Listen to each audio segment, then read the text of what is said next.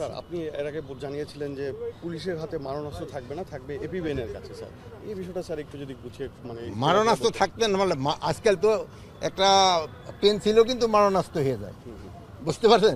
একটা পেন্সিলও মারণাস্ত্র বলতে বড় ধরনের হাতিয়ারগুলি থাকবে না।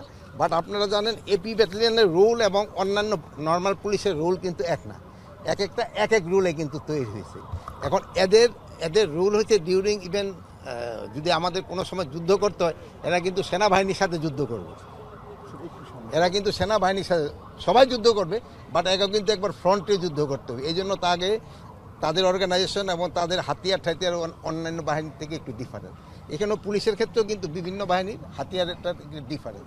যেমন এখন ধরেন যে নৌ পুলিশ, তার হলো জলযান হলো বেশি দরকার, আবার ইন্ডাস্ট্রিয়াল পুলিশের হলো অন্য ধরনের, একটা পুলিশের রিকোয়ারমেন্ট এক এক রকম, বাট এদের ক্ষেত্রে হলো রিকোয়ারমেন্ট অন্যরকম। স্যার সেক্ষেত্রে পুলিশের কাছে যদি মারণাস্ত্র না থাকে তারা কি? মারণাস্ত্র তো সবার কাছে, মারণাস্ত্র বলতে হলে ওটা বুঝাইছি বড় ধরনের অস্ত্র থাকবে না, তার কাছে তো রাইফেল থাকবেই। এখন তো মরণাস্ত্র বলতে দিয়ে আপনি তো ওই কি বলে একটা চাকুও তো মরণাস্ত্র, ওইটা দিয়ে তো মানুষ মেরে ফেলানো যায়।